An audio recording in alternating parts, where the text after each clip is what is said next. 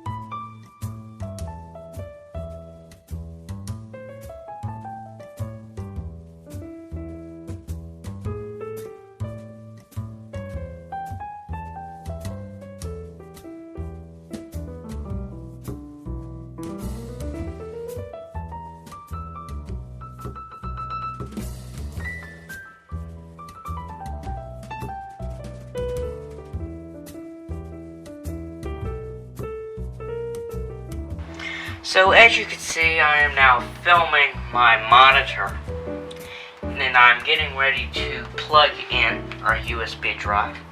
Now we are going to turn the computer on and rapidly press the F12 key so that we can boot into Clover.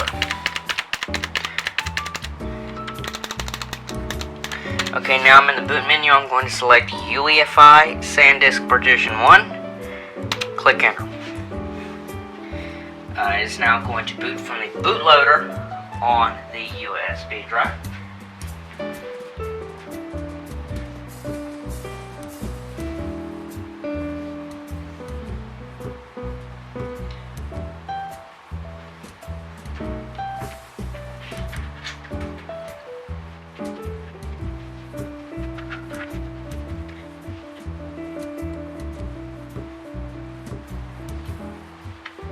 Okay, so now that we are in the Clover bootloader, as you can see, there are multiple High Sierra, Catalina installed partitions all over here. We're going to choose boot macOS from install macOS Catalina or the external drive.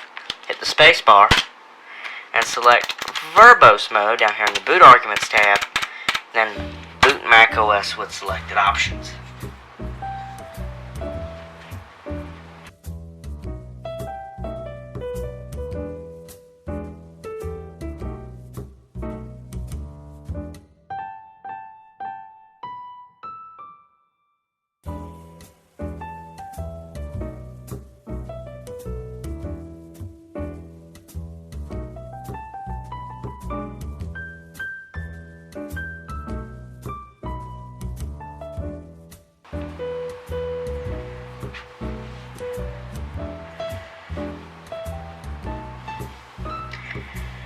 Okay, so now we see that wonderful Apple logo. We are now booted into the macOS Recovery Assistant. Now we're booted into the Utilities Assistant. So we're going to go to Disk Utility, click Continue. I'm going to pull the Disk Utility up here. Now it could say it's a loading disk. What we're going to do is we're going to go to All Devices. I'm going to go ahead and collapse the devices that I don't want to format. And we have these here. Now this is the actual drive we're going to be erasing, this 1 terabyte hard drive. Click the erase and click macOS HD.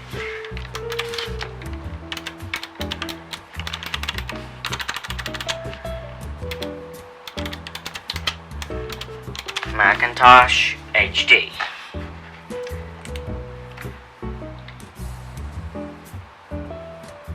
So that's going to take a little bit of time to fully partition. As you can see, it formats it so far in the macOS Extended HFS Plus format, yet when and Catalina is finished installing, it will be in the APFS format because, you know, it's Apple. They wanted APFS because it's their OS. So we're going to click Install macOS, click Continue. We're back in the Utilities menu. We are now going to click Continue to set up the installation of macOS Catalina. We agree to the terms of software license agreement. We're going to find the Hackintosh HD drive that we want to actually install it on and click Install. This is going to take a little bit of time to actually copy some system files to the disk. Then I will get back to you when we are ready to restart.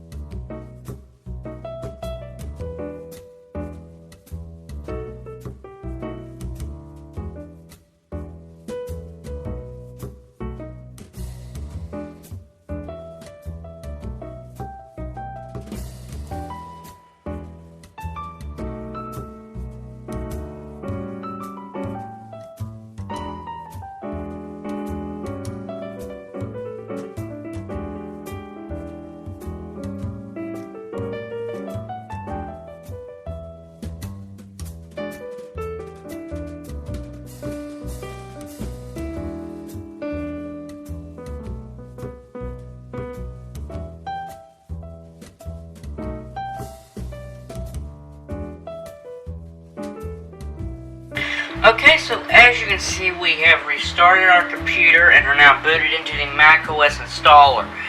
When you're in Clover bootloader, you basically just select boot macOS from the actual Hackintosh HD drive we created in the first step.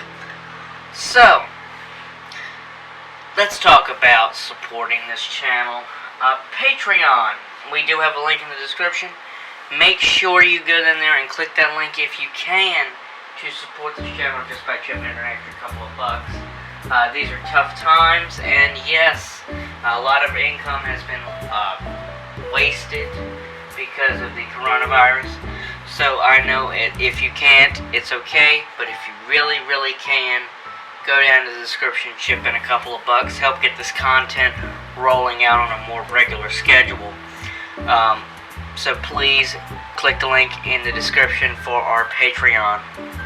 So now let's get back to macOS. As you see, about 14 minutes remaining. As I said in the first episode, progress bars are a joke. This will probably take 30 minutes instead of 14.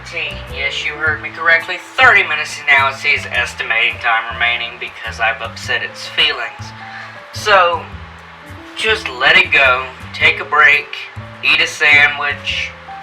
Do whatever you want to. Just come back every now and then and check on it. Make sure nothing's frozen. Remember, check your LED indicator light, your hard drive activity light, to make sure things are ticking away. So I'm going to leave this to you all guys now. I'll be back in a minute.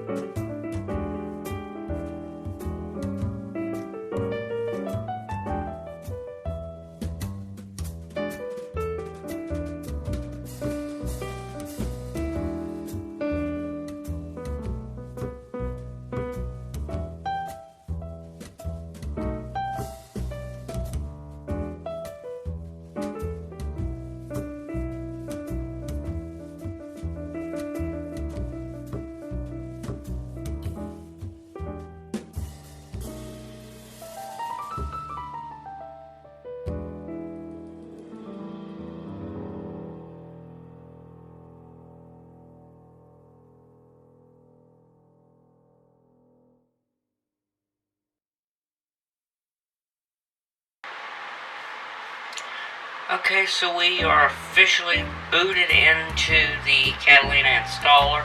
Right now we're getting a blank screen because it's just trying to get the setup program loaded. So, second we're going to see the Apple logo. Now for this part, you're not really going to need me because it's basically just following instructions on the screen and typing in information, which is pretty easy by my counts, and should hopefully be for most people. So, yeah, it's going to take us a little while to boot into that screen, just because the macOS isn't really that quick, but now we are officially on it. So just go through these steps as you would if you basically just had a Mac. It's nothing special you need to do here. Getting used to the scroll wheel. Yeah, it's the opposite of what you would think. So, written and spoken languages, continue. I don't connect to the internet.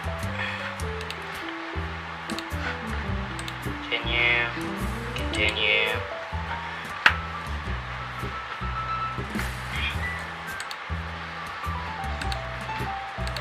So, data and privacy, don't transfer any information. Terms and conditions, just basically hit agree to everything, because it's not like you can change it. Full name, LDAP.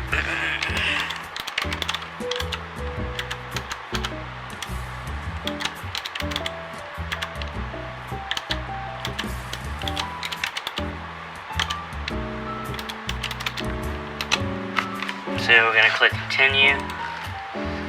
Going to create our account. Oh, magic 8 ball. Cool. 8 ball. So that's going to take us a little bit of time. Now Express setup, yeah. Now there's one little thing that I noticed. Let's get to the Analytics tab.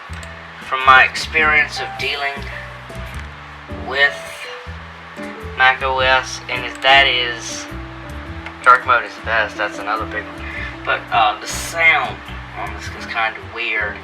The audio jacks, if you have them on there, they're probably not going to work unless you use a tool like Multipiece to get things set up in post setup.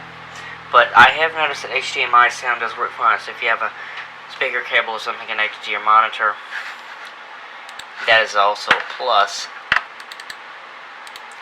Also, Wi-Fi cards. If you have an Intel Wi-Fi card in your system like I do, it won't even show up here. Apple doesn't deal with Intel Wi-Fi cards because they're weird and slow and horrible. So yeah, that's pretty much Catalina right there. Make sure you like, comment, subscribe, donate in the Patreon link in the description, because I am not monetized. Make sure put in the comments if you want to see a part 4 Adventures in Hackintosh. I'm sure we'll probably find a way to get that together eventually.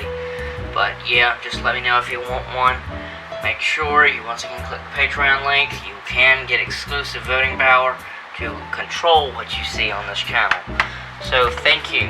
I'm William Sandifer, and this has been LDAP Technology installing macOS Catalina.